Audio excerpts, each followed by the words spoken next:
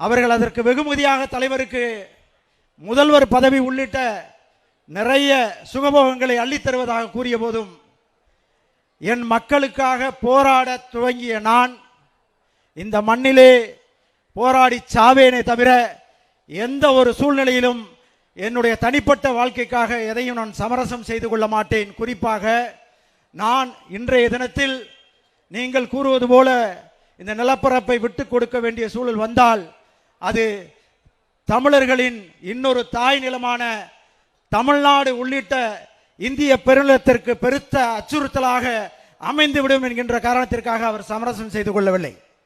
அதே போல தலைவர் அவர்கள் எந்த கட்டளையை அந்த மக்களிடத்திலே பிறப்பித்து மக்கள் இராணுவமாக தன்னெழுச்சியாக மக்கள்தான் புலிகள், புலிகள் தான் மக்கள் என தொடர்ந்து களத்திலே நின்றார்களோ அவர்கள் ஆயுதமேந்தி போராட வேண்டிய சூழல் வந்தது.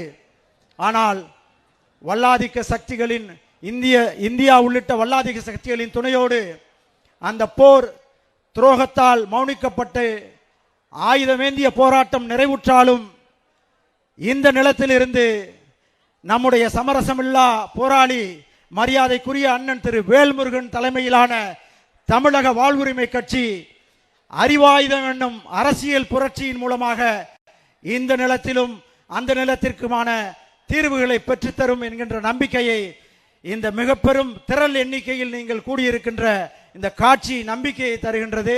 அதற்காக நாம் தொடர்ந்து போராடுவோம்.